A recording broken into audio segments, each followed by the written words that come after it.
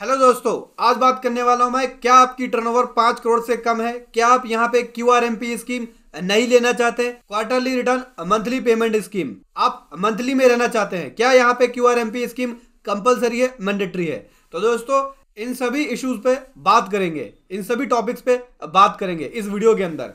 तो दोस्तों, इसको समझने के लिए बने रहे मेरे साथ वीडियो के एंड तक। This video is sponsored by tax सारथी। सो दोस्तों, यहाँ पे टैक्स सारथी ने अपनी नई बुक लॉन्च कर दी है, ईएसआई एक्ट 1948। हाँ जी दोस्तों, एम्प्लॉइज स्टेट इंश्योरेंस एक्ट 1948, जिसके अंदर ये सभी एक्ट इंक्लूड्स है। और दोस्तों, ये बुक अवेलेबल है अमेजोन पे, बस आपको ये टाइटल सर्च मारना है। और दोस्तों, इस बुक का जो डायरेक्ट लिंक है वीडियो के डिस्क्रिप्शन में भी मिल जाएगा।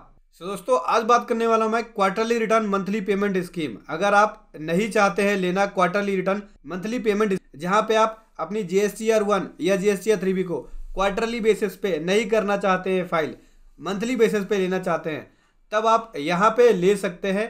आपको यहाँ पे आना होता है रिटर्न में, सर्विस में जाने के बाद रिटर्न में, और opt in for quarterly return इस पे आएंगे। अब यहाँ पे अगर आप quarterly return monthly payment scheme को नहीं लेना चाहते हैं, आप मंथली बेसिस पे अपनी जीएसटीआर 1 या जीएसटीआर 3B को फाइल करना चाहते हैं, तो आप यहाँ पे मंथली पे क्लिक कर देंगे। और अगर आप कोई क्यूआरएमपी स्कीम को लेना चाहते हैं तो क्यूआरएमपी स्कीम पे क्लिक कर देंगे और सेव पे क्लिक कर देंगे। तो यहाँ से जो आपकी रिटर्न है क्वार्टरली बेसिस पे आपकी फ्रीक्वेंसी सेट हो जाएगी, जहाँ पे अपनी जनवरी फरवरी मार्च की रिटर्न जो है क्वार्टरली बेसिस पे फाइल करेंगे, जहाँ पे अपनी दोनों ही रिटर्न जीएसटीआर 3B और जीएसटीआर 1 क्वार्टरली बेसिस पे फाइल कर सकते हैं। अब यहाँ पे बात यह आती है कि क्या क्यूआरएमपी स्कीम लेना जरूरी है अगर 5 करोड़ से नीचे की टर्नओवर है? तो दोस्तों, यहाँ पे मैंडेटरी नहीं है, कंपलसरी नहीं है। आप लेना चाहे तो ले सकते हैं, नहीं लेना चाहे तो छोड़ सकते हैं। आप मंथली बेसिस पे भी आप इसको ले सकते हैं, कोई मैंडेटरी नहीं है। ये कंप्लायंस का बर्डन कम हो, रिटर्न का बर्डन कम हो, इसके लिए गवर्नमेंट ने क्यूआरएमपी स्कीम को लॉन्च किया है, जहां पे आप अगर 5 करोड़ से कम की टर्नओवर है, अपनी रिटर्न को क्यूआरएमपी स्कीम में सेट कर सकते हैं और क्वार्टरली बेसिस पे जीएसटीआर 1 या जीएसटीआर 3B को ले सकते हैं। लेकिन ध्यान रखना, जब तक आप अपनी क्यूआरएमपी स्कीम से ऑप्ट आउट नहीं करेंगे, मतलब कि बाहर नहीं होंगे, तब तक आप क्वार्टरली बेसिस पे अपनी जीएसटीआर 1 और जीएसटीआर 3B को फाइल करते रहेंगे, मतलब कि क्वार्टरली फ्रीक्वेंसी आपकी सेट होगी।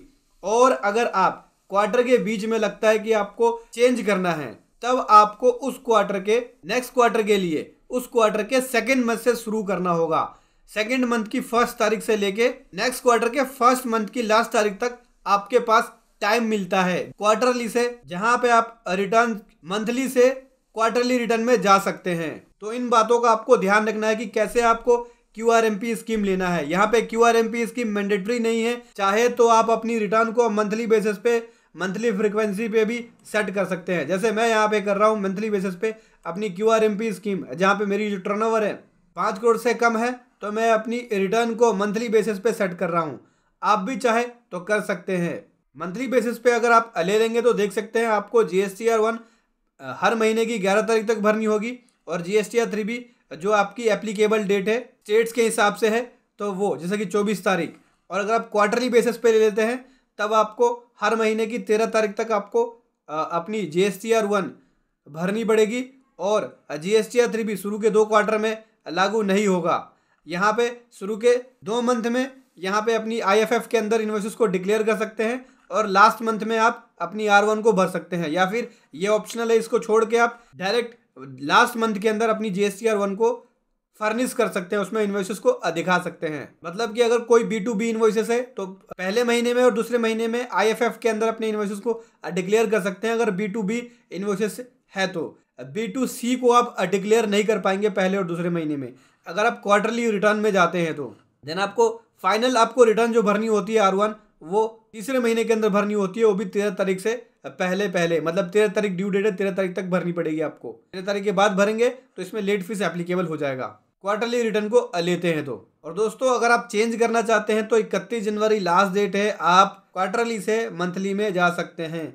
आपके पास मौका केवल 31 तारीख तक है। 31 तारीख तक अपनी रिटर्न को चेंज कर सकते हैं, रिटर्न की फ्रिक्वेंसी को चेंज कर सकते हैं। तो दोस्तों, ये था एक कमाल का कंटेंट जो मैं आपके सामने लेके आया। वीडियो कैसी लगी जरूर बताएं। Thank you so much. जय हिंद, वंदे मातरम।